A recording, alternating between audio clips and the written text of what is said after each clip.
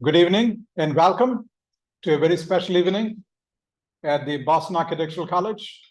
My name is Mahesh Das and I have the pleasure and privilege of serving as the president of this great institution, this 134-year-old institution.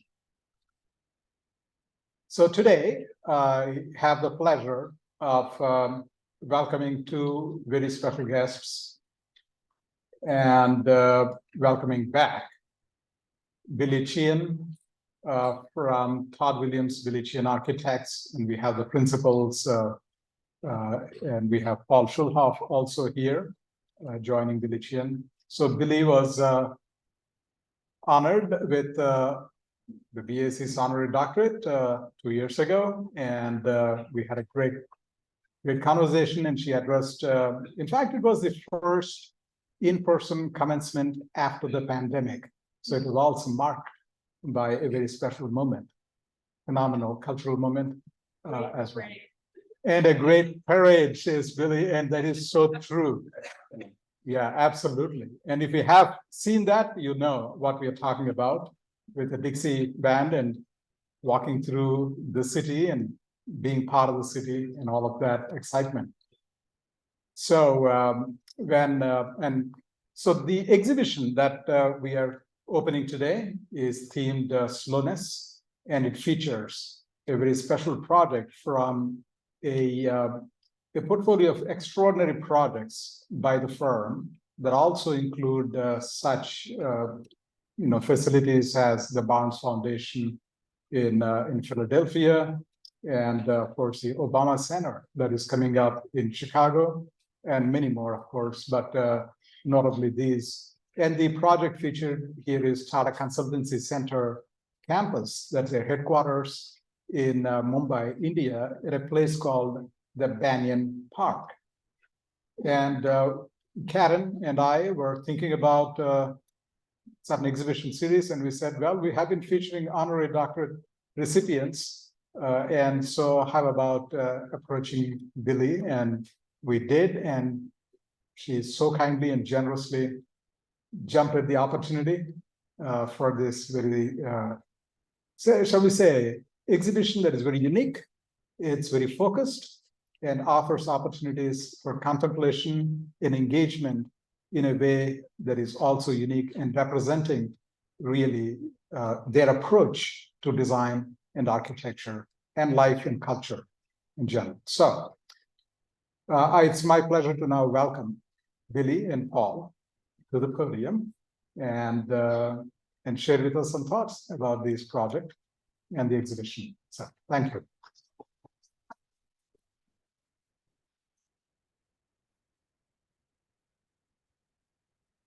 So we were figuring out how we're going to sort of divide this up, but we have 4 topics, and each of us will start it off, but we'll fill in as we go along. So the topic that we wanted to address tonight is this idea of slowness. And we thought we would talk about it in terms of what people in India were actually physically making with their hands. Because it allowed that project allowed us a kind of entry into a world of making that we had never experienced before. And part of that introduction happened through our collaborator and dear friend, Brinda Somaya, who couldn't be here, but she is in Mumbai. And as well, I wanted to thank Greg O'Malley and Olivia Ryder, who put together this show downstairs. So this image is of a woman who is now looking at getting the threads ready for an ikat. And it's a very, very painstaking, but very beautiful and complicated process. And it's something that clearly is handmade, cannot be done fast, but needs to be done thoughtfully and efficiently. Your earth. I'm earth. Wind and fire. But So when we have a very strong belief in creating buildings and architecture that are deeply rooted in the site. And so when we were approached by Ratan Tata to do this project, we're both excited and reluctant. Reluctant because we had not done work outside of the US before, or at least very much of it, and because we felt both in a sense of responsibility and a challenge to try to make something that felt of the place where we're building. And so when we began, we did not begin by designing and imposing an idea of what we thought it should be. We began by trying to look and learn. And of course, the first thing that any project does is start to build within the earth. And so the first question is, how should it sit in the land in which the building is going to happen? And so, well, this is an amazing sculpture park by a sculptor named Tsien. And he's an untrained sculptor. He found objects because he worked for the railroad along the train tracks, and he started to make sculpture secretly in this site. And people didn't even know this was happening. And he started to sculpt the land, make these sculptures, and then create passageways through the land. These are burlap bags filled with concrete. Eventually it was discovered and they wanted to tear the whole thing down, but everybody protested. And so it's become one of the most visited places really in India, this amazing space that he made. yeah, it's actually in Chandigarh, the city designed by Le Corbusier, so a very sort of regimented city, and yet within the kind of grid of what the city is, this amazing sculpture. We actually met him just by chance and got to walk it through the site and try to understand what that meant. This is a stepwell. The stepwells are throughout different regions of India. But were places to get access to the water, but over time became a place for social gathering as well. So in this case, the section on top, there's a series of steps that go down to the actual well, and they became amazing structures that are all below the grade. This is what it's like at grade, almost invisible. That entire structure is down below. And this is within the step well. So you can see there are more, it is turning something that is a sort of a function of water access into something much greater. From what we understand, these were platforms that often become places for people to stay on a route. But these were done hundreds of years ago, and yet they're an incredible way of sort of building within the land and building down into the earth.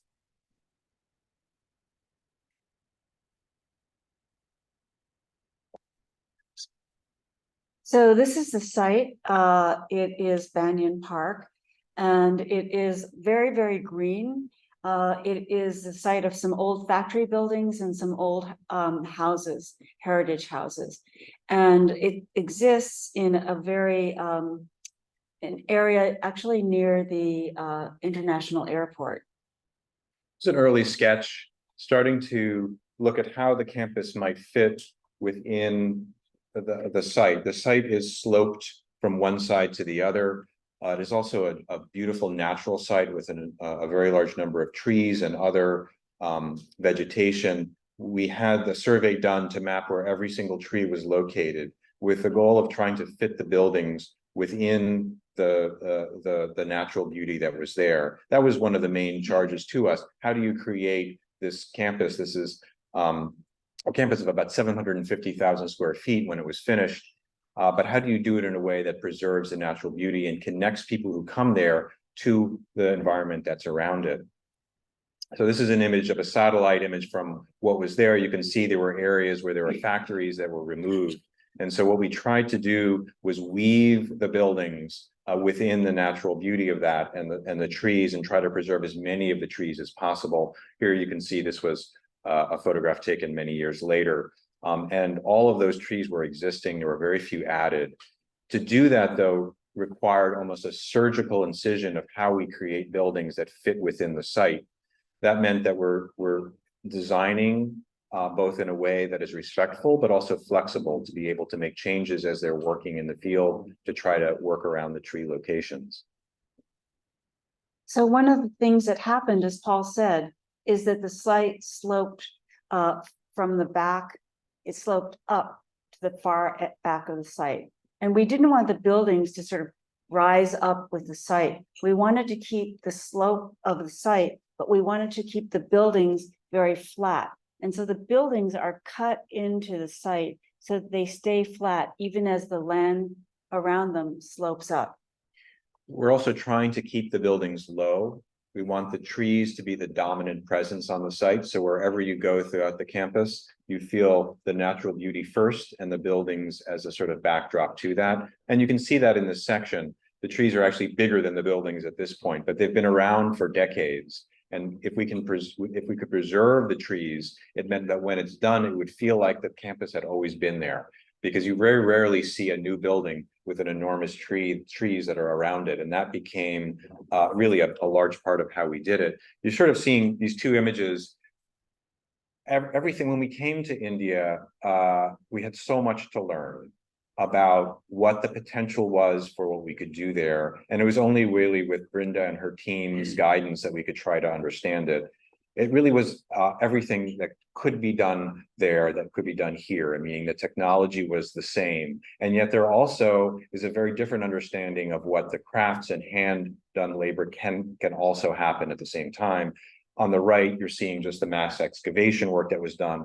But on the left, the ability to work in and around some of the trees that were on the site, which could almost never be done anywhere else, in the sense that we're trying to preserve and build these buildings in a very tight way next to the natural beauty.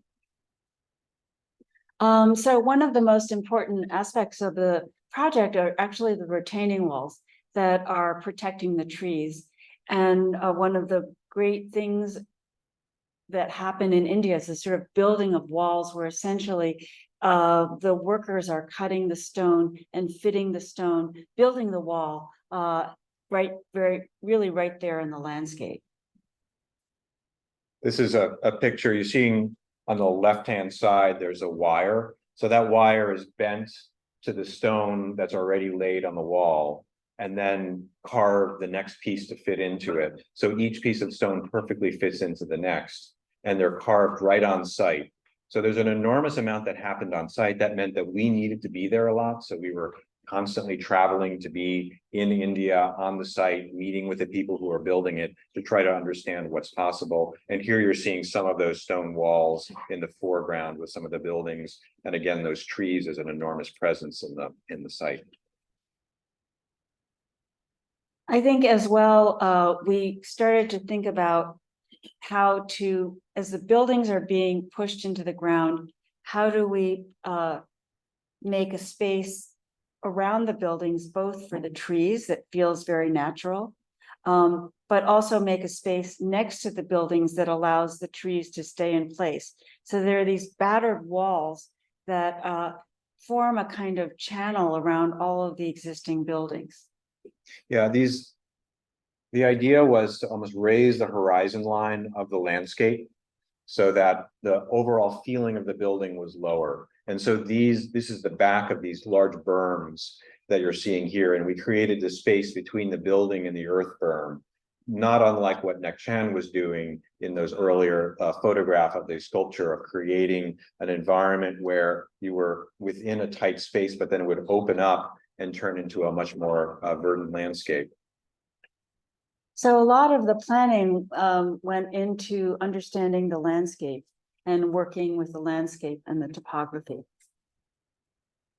And here you're seeing those berms again as they're working around the trees and up against the buildings. That space that we just looked at is behind the berm that's in the foreground. And then one of the buildings as it sort of sits down into the earth, not sitting on top, but within it. And here, if we're thinking about our projects, we always want to be looking to the future. We were just in the gallery talking about how we're really thinking about not just the number of years, but the decades or centuries that a building can last. When this was done, it felt like it had been there already forever because of what they were able to do with the handwork around these trees to preserve them, and our designing of these berms to be both flexible enough to work and change as they were building it, but also be respectful of trying to preserve the beauty of the landscape that's there. There are also sunken courtyards, which go back to this idea of making a place of gathering, which is deeper into the earth and provides some sense of kind of shelter and a place where people can come together outside. All of the circulation on this project is outside. The inside spaces are air conditioned, but all of the social spaces, corridors, there are no corridors. You're essentially outside all the time, walking back and forth from space to space. The next issue we wanted to address is that of the sky. And once again, this is looking up from the bottom of a stepwell, and you can see how the light's coming down. And of course, there's the image of the Pantheon, which is sort of classic idea of light coming in and the power of light coming in, the power of seeing moving light coming in. So you can see it as it tracks around in the stepwell, you can see it as it tracks around and moves around the space. One thing we noticed when we went to India is a lot of the buildings that are built today are all glass. I think there's a sort of looking to what that means and looking to the future of glass as a material. But that also means that there's an incredible flood of light, especially on certain exposures, which people end up having to shield away from. So we were asking a different question. How can we bring light into the building in a sensitive way and in a subtle way? And so looking at some of these images, whether it was the stepwell at the bottom, in this case, Le Corbusier as a way of bringing light in a more abstracted, not direct way, became part of the question about how do we make workspaces where people aren't pulling shades down all the time because of the glare on the screens? How do we make them in a way that feels like you're bringing light in naturally all the time, sensing the day as it shifts, but not having to deal with the glare of direct light in an all-glass building? So this idea of the oculus and taking light from the sky, but channeling it down through a kind of receptacle is really runs throughout all of the spaces of all of the buildings, so that there's always a place that is lit from these various kinds of oculi. And sometimes there's two in one space. We're trying to show, as we're explaining this, both what we were looking at, but then a design process. There are a lot of models. I can't even count how many we did, probably 200 models along the course of the design process, if not more. And the idea was to try to understand every little aspect of it, every stair, every space. In this case, this was a model that was large enough to be able to put your head in to really understand, move light around, or even sense airflow and try to study what that means and how to make the airflow work the way we wanted. Yeah, it's an idea where there was going to be a sort of saucer up at the top, but that Didn't work. didn't work. This is looking down Oh, into sorry. the courtyard and then up into that oculus. So it's actually two cones that are intersecting on angles that created that shape. It's one thing to have the idea of two cones intersecting, and it's another thing to actually build it.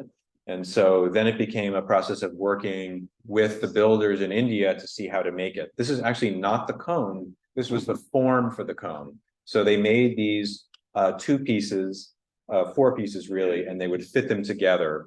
There were 12 overall of the oculi on the campus. Once this was done, it was then all of the rebar was put around it. And then concrete was, shotcrete was used. So they were shooting concrete at this to make the form, and then they pull out the formwork to make the next one. One important part of the process of building anything for us in India was to understand what the construction workers could do and be able to work better with them. So you have a kind of idealized idea of what you want the space to be, and then you see what happens when they do a full-scale mock-up. So this is one of the first full-scale mock-ups I think we saw. There's a wonderful craft of roofing, which is China tile. And so it's broken China tile that is used to both repel water, but because it's white, it's light, so it keeps the spaces cool. And here, this is actually, I think, Doshi's studio, where his roof was all broken China tile.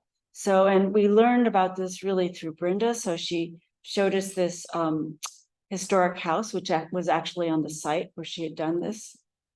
And it was a very beautiful way of working. Yeah, they're taking tile and they're breaking them up and then fitting them back together as a mosaic. And it's amazing to watch them work through that. There were large areas of the of tile that we used on the project. The roofs of these buildings are a China tile roof. It's just a common, at least it was at that point, a common way of building a roof. And again, an environmentally sensitive one, in that it really does reflect an enormous amount of the light back. It's kind of great because this is primarily, it's all women, and it's women from a particular village. So you could see they would come, they knew each other, they sat in circles, and they sat and they made circles around themselves. So when you look at the China tile, you can see where the woman was sitting in the middle, and then the radiating circle till it meets another radiating circle from another woman who's making it, and then that's blended together. So it was a very beautiful mapping of a series of relationships of people who are working together and talking together and from the same village. So we decided to use the China tile to wrap the inside and outside of the oculus. So here, the oculus, and you probably saw in that section, cuts right through the top floor and then comes out into a courtyard below. And then this is looking up through the oculus to the sky above. So rain comes down. Billie, I don't know if you remember, but we were going to make each of them a different color tile. And I was walking around at one evening before they had finished, and noticed that the oculus caught the light of the sky, the color of the sky. And I remember calling you, and we decided to change it all to white so it would just capture, and you can sort of sense the sun was low in the sky and there's a color to it, and then the oculus changes to the color of what's around it. So this is a courtyard which connects to the outside, but it is covered by the oculus. And this allows, as Paul was saying, office spaces to be arrayed around the courtyard without having a direct light in, so that they will keep the shades up and still be connected to nature rather than the standard of pulling shades down. And rain, which happens during the monsoon in great volume, comes right through the oculus and into these water features down below. So the next topic is stone. Yeah, well, these are called jollies. Jollies can be in wood, they can be in other materials, but they're traditionally in stone. And it's a centuries-old technique of hand carving the stone that still exists. And there are areas in Rajasthan where that skill is still preserved. And so we started to learn about how else it had been used in the past. In some cases, so this is a concrete jolly that Le Corbusier had sort of brought into a project in Chandigarh.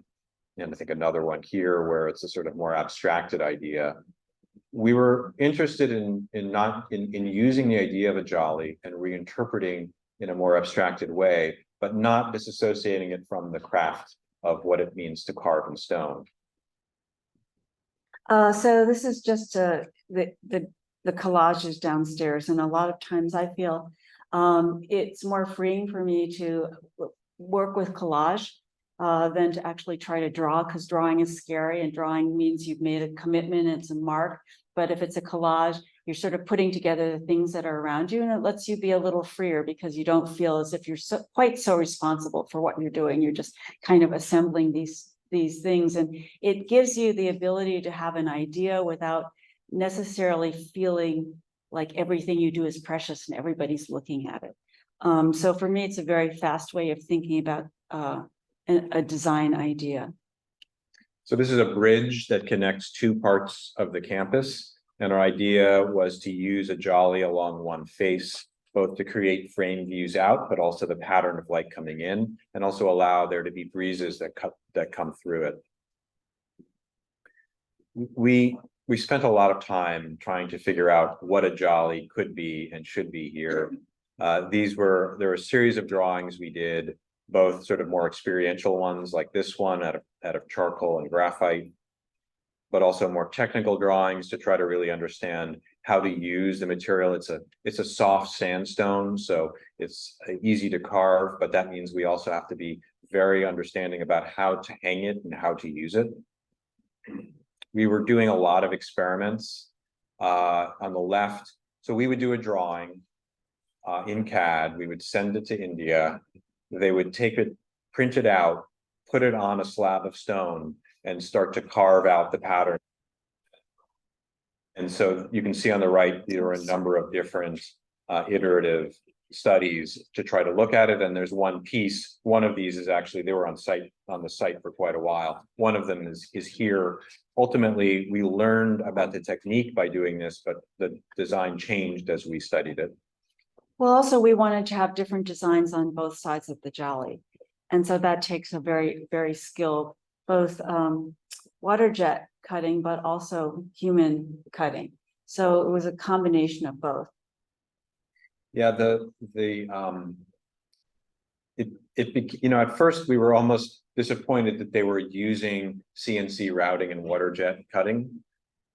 But in truth, they did both. So what they ultimately for the 180 different panels, they cut vertical cuts using the CNC router on the left, but then all of the finishing was done by hand and the angle of the stone.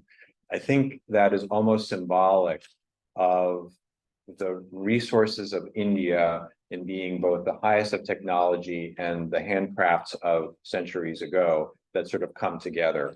And in essence, we saw that over and over again, how these happened at the same time. It's almost a collapsing of different centuries of techniques into one element.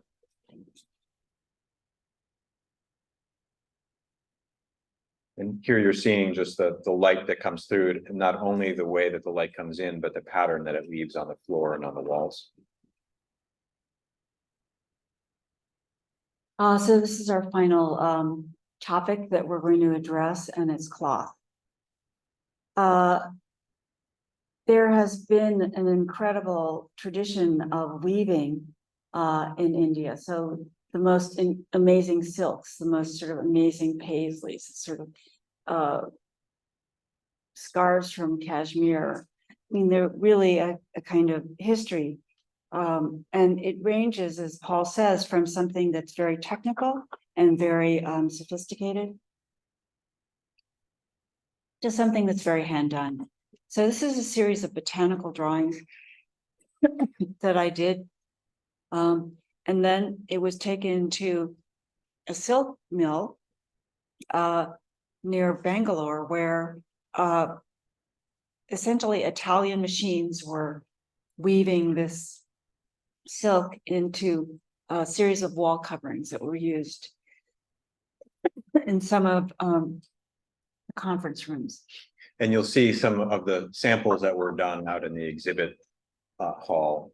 And again, so this is about the most sophisticated of weaving techniques available. But at the same time, we also were working with Chalna Desai, who's works with fabrics and specifically works with an organization called Women Weave, which tries to reach out to women in rural areas who have the craft of weaving, but specifically of ikat, where they're doing it in smaller villages, with the idea being that they're trying to compete with these larger industrial mills. And how do you provide an avenue for them to have the work and to continue the tradition of hand weaving? So what this image shows is that we weren't trying to actually do a standard ikat, but we were taking patterns from a standard ikat and then blowing them up. So these are really fragments that have been kind of multiplied in terms of size. And it was these fragments that were then sent to Chalna. And here you can see some of these images. So they're actually, the fabric, as you saw downstairs, is quite large. Ikat is a technique where the pattern is pre-dyed on the thread. So instead of making a pattern that's sort of applied to an already created fabric, it's dyed, it's a tie-dye process. So you can sort of see that here, starting on the top left is just the yarn itself. and then they're using ways of tying off certain areas, and it's a very mathematical process. And then they're dyeing it in certain areas, so that red sort of, mathematically has been figured out. They unwrap it and rewrap it again and dye a second time. And when they weave it together is when the pattern forms. So the threads are dyed, and then because of the way the threads are dyed, when you weave them, the pattern comes out. So it's an incredibly sophisticated and complex idea of how you weave, because it's all figured out in your head, dyeing these threads before it actually goes on the loom. And you can see it in the ikat that's there, that large fabric. You'll look at the edges and there's a little slip. Their goal is always to try to minimize the slip, but there's also incredible beauty in that slippage that happens because it's not mechanically done. It is trying to work with the flexibility and the changes that happen. So here you can see as the pattern starts to emerge, we're sort of taking a traditional ikat and enlarging it to the point where the slipping is enormous, but then they're slipping within the edges of the pattern that we designed. And this is that group called Women Weave, which allows women to weave in their home villages, and then either send the finished fabric, or if they're dyeing, send the finished threads to places where other women will then start the weaving process. And then the final images just start to show really a combination of all the things that we've been talking about: the China tile, the ikat patterns, and then this sense of the kind of indoor and outdoor. And here you see the final image is this entrance canopy, which is the China tile, this time on the underside. And in a way, it's a way of catching light and also giving protection. I think both Paul and I feel this was a very formative project in the way we even think about architecture today. So it was a great gift given to us at an interesting point of inflection, where this idea of what can be done with the hand, what can be done technologically, how can those two things come together in a way that's meaningful, so that you understand that buildings are made by human beings.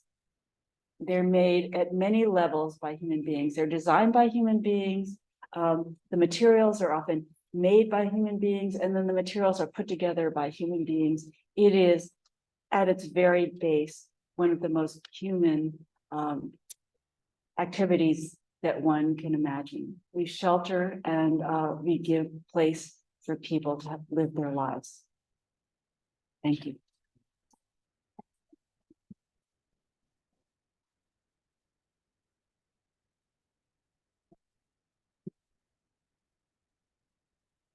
This evening we're trying something new. I have a question. It's gonna be great. It's gonna be great.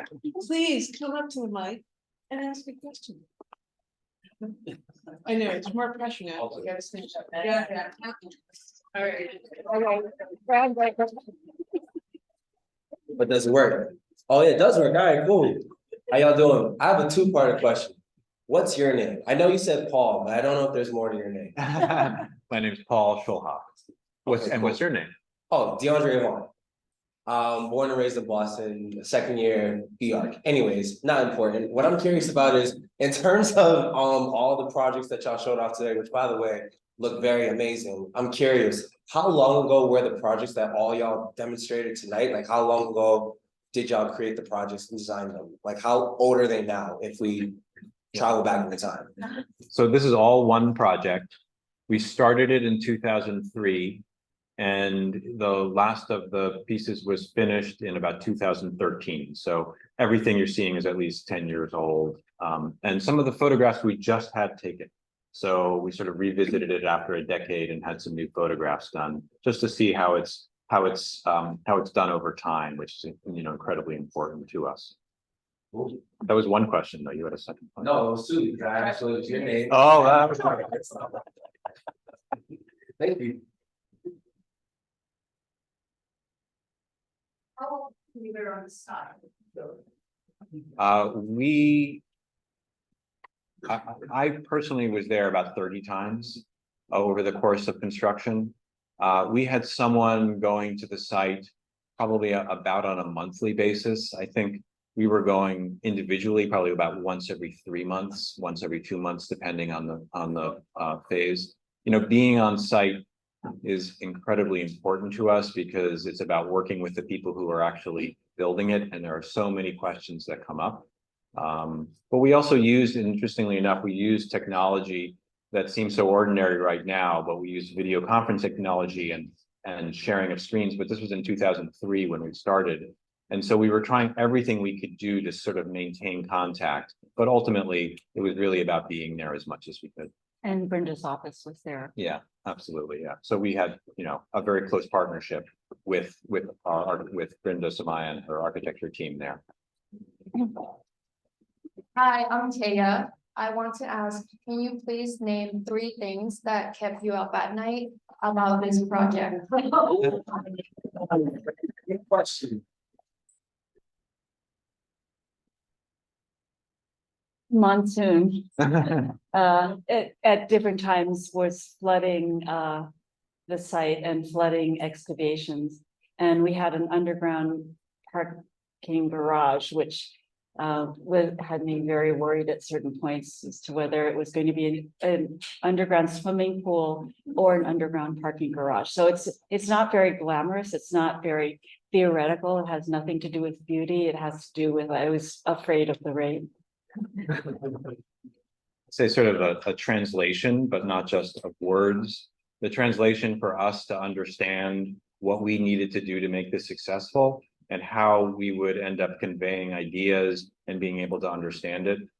It was a challenge. I mean, I have to say this was an enormous challenge to try not just to try to do something, but to try to do it at a certain level of construction and nuance to what we were trying to achieve. It's, you know, a lot of architecture is more about the gesture and the overall form. And in a sense, that's harder and easier. It's easier because if it creates a big gesture, then it's accomplished the goal. Now, maybe it doesn't need to be built quite to the same level. This had to be built at a level of quality and nuance and care that, because there is no gesture. You saw none of the images were actually an image of what the building looks like.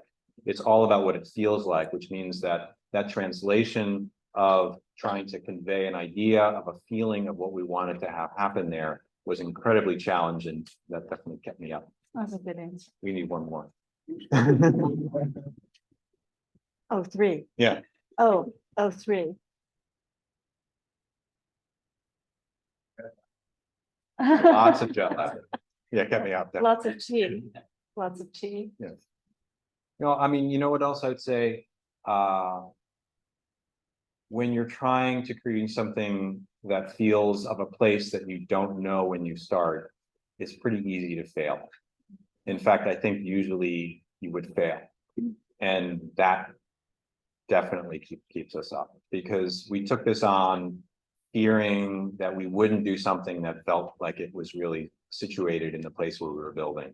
And if it doesn't keep you up at night, then you're not really trying to push it to the level it needs to happen. So I think that was the challenge ultimately, and very different from other work where we're building in places we already know or we can visit all the time.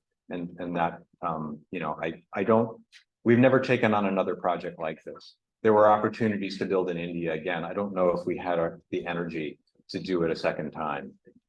Yeah, I mean, and I also think that Ratan Tata was an enlightened client who didn't want a statement, who wanted it to feel like the place. When they came to us, they said, well, you don't have a hallmark.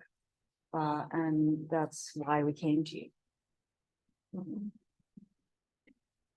Hi, it's a private project. Is any of the outdoor space on the site public?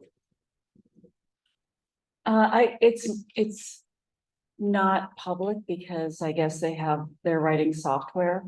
The families of the people who work there come and use the space because there's a lot of recreational space. There's swimming pool, there are tennis courts, there are classroom spaces or outdoor spaces. So I know the families are there, but it's not open to the public.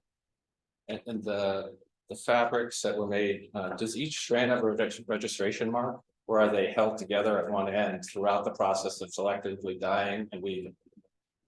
Wow, I don't know the answer to that. Can you ask it again? I want to make sure I'm just trying to figure out the process, if you're selectively dyeing parts of each strand.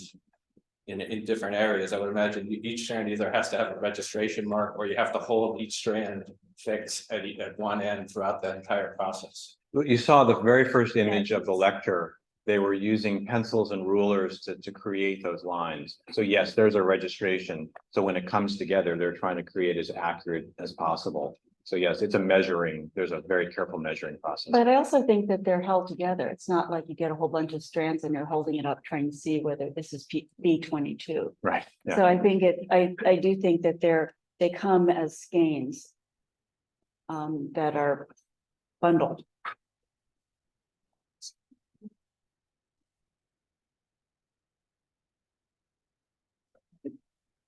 Hello, I'm Olivia's best friend and roommate in Brooklyn. Nice to meet you. So I had a question about, I was trying to formulate this question, then you talked about the panels and how the panels were an embodiment of the artisanship and the traditions, but also the technology and sometimes the necessity of technology in being able to produce these buildings, but also that there was the opportunity for the slowness in this artisanship. And that in India, there's also the availability of artisanship in the labor. And I'm curious, since the completion in 2013, and also since working on this project, I'm wondering how in America, I see a lot of parallels that America is in some ways some time ahead in that artisanship is being lost. So in your opinion, how endangered is the inclusion of artisanship in architecture? And also, what have you done in your practice to incorporate it and also reinvigorate it? You live in Brooklyn. And so I think it's not as if it's taking over the industrialized world, but I do see a lot of younger people making things. And at a goofy level, you could say, well, there's Etsy. But I do think that there is a real interest in crafting things, and a preponderance of young designers and makers are based where you live.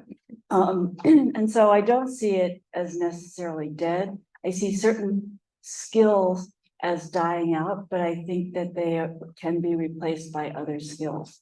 So I don't feel hopeless about it. But I do have to accept that certain trades, are not probably that viable anymore.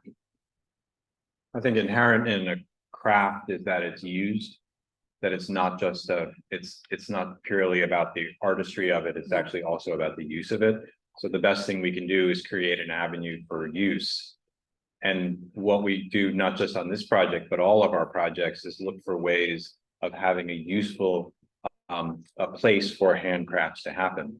It tends to be that woodwork is still, there's a lot of craft left in the United States for woodwork.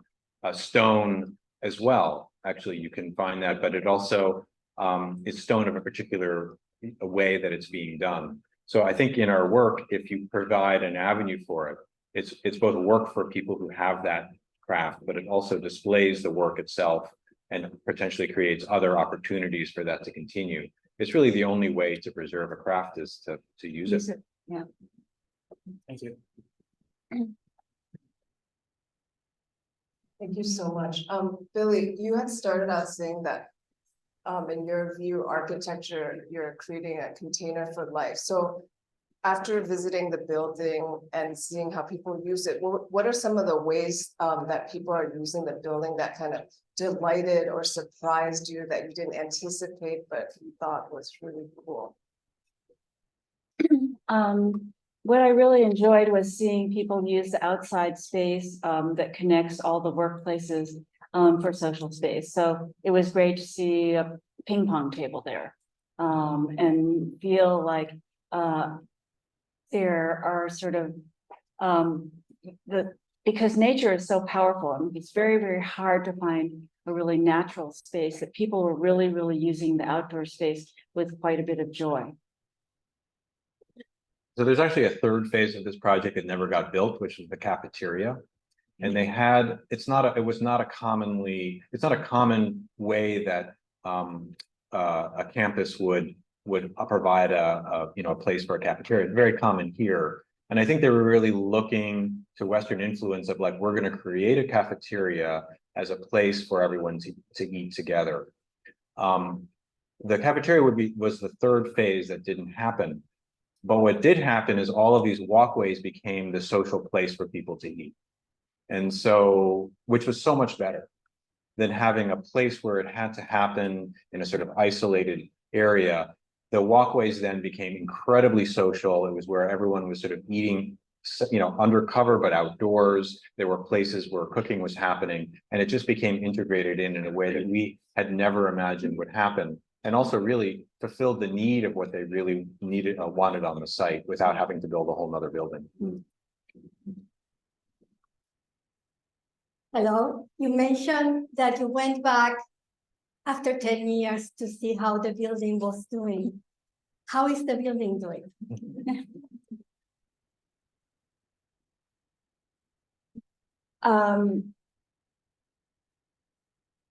Of course, when an architect goes back, they see mostly problems. I try to put on my Pollyanna sunglasses and not see them. I did see that there were issues with stone, which we weren't in another phase, which we couldn't actually control. So they took control of the stone. So there's some issues where they're metallic, there's metal in the stone, and so you could see where it was starting to sort of leach and make marks. But other than that, I feel like the green life of the site was the primary actor in that place. And I found that to be quite joyous, because it feels as if, as Paul said, as if it's always been there because of the trees and the way everything is taken over by green. I actually haven't been back in 10 years, so I haven't seen it. We did have those photographs taken, and what's clear is that the landscape is vibrant. It's grown. The trees have survived. I was worried about them because we're building so close to it. So that was amazing. The world has changed a little since we finished this. So people aren't working in quite the way that they were. And in a sense, we're sort of at this moment where, what does it mean to create architecture where people physically come together?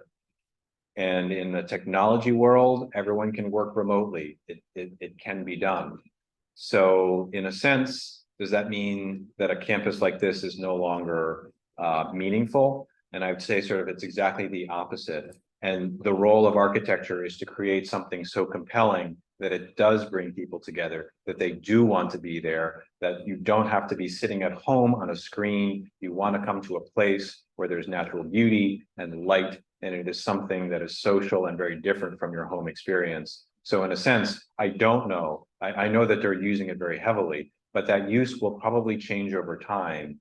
And so our hope with any project we do is that it has that duration of time and can change and deal with the fact that people's use will evolve as the building is occupied.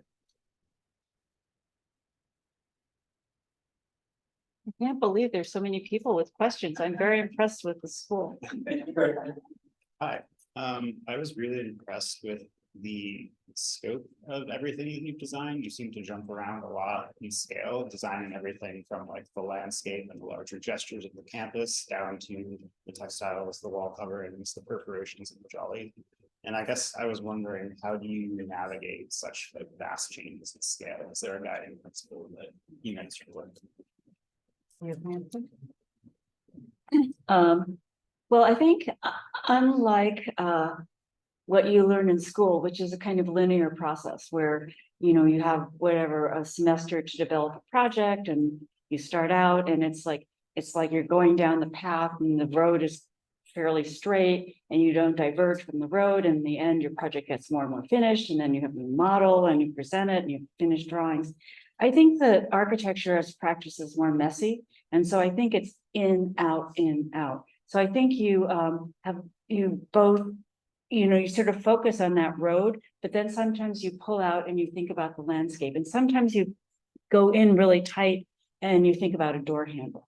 And so it's much more multitasking architecture than it is a kind of straight road. And because we were in India, we had much more opportunity to do that probably than at any other time or in any other place. I've been working with Billie for almost 25 years. And we've been working on projects all over. There's an element of like, what does it mean to stay somewhere for 25 years every day and work on projects that can last 10 years? We have a number of projects that last 10 years. And, I think in many fields that could become redundant, imposing, repetitive, and boring. I will say every day is an adventure, in part because the hats we have to wear are constantly changing. It's all of those different scales. Sometimes you need to be thinking of a master plan and a landscape, sometimes a building, sometimes a detail of how a stone gets attached to the concrete behind, sometimes a piece of furniture or the detail of a piece of furniture. But also you need to be thinking of people. What do they need? You need to be able to listen and talk. You need to be able to pursue work, which means you have to understand what the needs are and how you can fulfill them. The finances, the schedules. It's like architecture is many professions all wrapped up together. And so the best thing that we can do and the best thing we can teach to the people in the studio is not how to wear one hat, but how to switch hats all of the time. And I think that's a design question. But I also think that everything we do, whether it's a Excel spreadsheet, a memo we're writing, a way that we're talking to others, is a creative act as well. We just need to be thinking of it in the larger context of what creativity can be. And then you start to apply a creative process to everything and find an answer through that. Thank you. We're done. Whoops. We're not. We're done. Oh, no. I'm Bill. Hi. I was thinking about slowness and how as designers we can iterate and be careful. And craftsmen can contribute to slowness through method, through carving, hammering. But there's a third actor in slowness, and that's the material itself, through mutability or weathering or just plants growing or failing to grow. Yeah. So if you could speak to some of that was intentional and maybe some of that you've also seen as a surprise.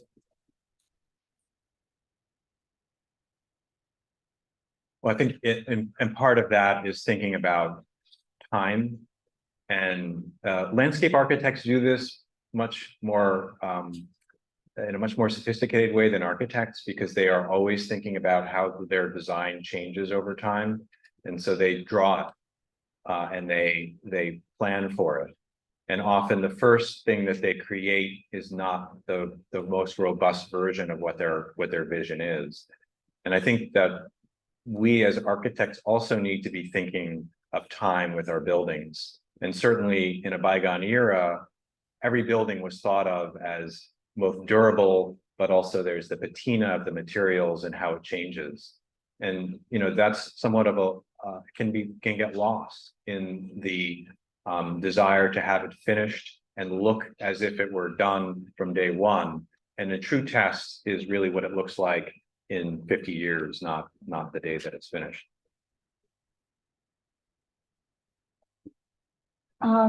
It's interesting because this idea of durability and lasting has led us to design very much in concrete and stone. At the same time, we start to ask ourselves, you know, are there other ways that one can think about durability without necessarily using these same materials? So I think we're questioning in work whether there are other ways of creating durability without necessarily using those two particular materials.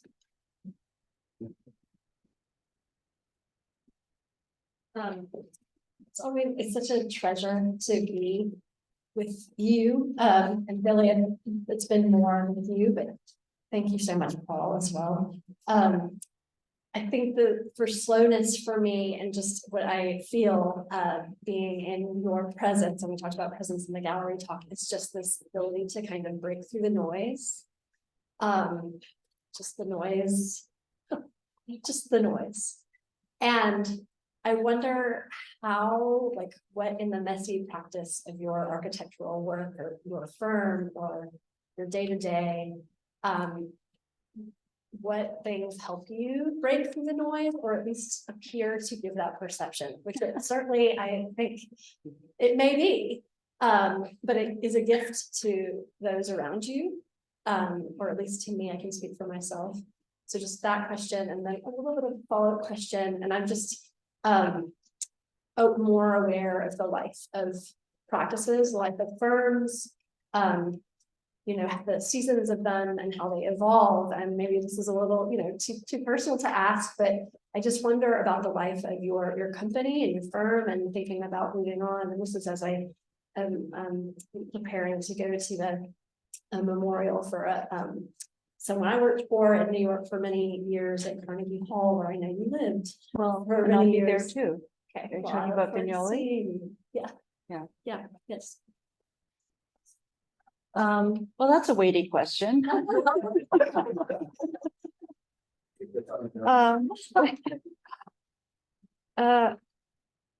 Well, I think, you know, how do you break through the noise?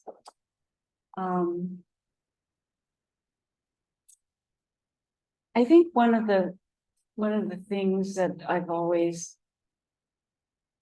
lived, the way I've always lived my life is I've been a bookworm and I've hidden myself away just reading a book. And I think understanding always that there are larger lives that go beyond architecture has been an incredibly important balance to me. I think having a child and understanding that there are priorities that sort of outweigh the priorities of architecture. That's been very much a kind of balancing thing. So this idea of balancing and understanding, you know, what's important and how you can find your way through things that are very chaotic. The sense of family and the sense of a larger world give me a feeling of quietness within myself. And then in terms of how the firm is going to move forward, it's a very crucial question that we're looking at now. And whether we've always sort of worked together, really it's the three of us because we're so involved with each other. But Paul is both working in our studio and has formed his own studio with another person from our office. So there's a kind of it's not a branch office, but it's branched off of the studio. And then how we will start to evolve in ways that allow other people to have more presence in the way we work, whether we also start to work separately, and that's starting to happen too.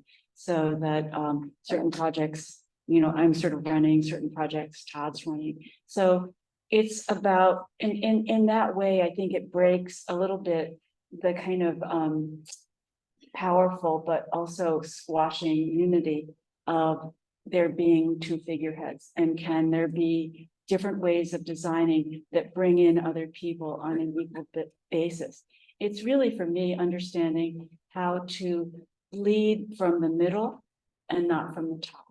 And I think actually, I have to say, I believe that's a particular power of women. That it is not necessary to sort of dominate, but it is about a kind of collaboration. And the best way you can collaborate is to be in the middle of a circle of people.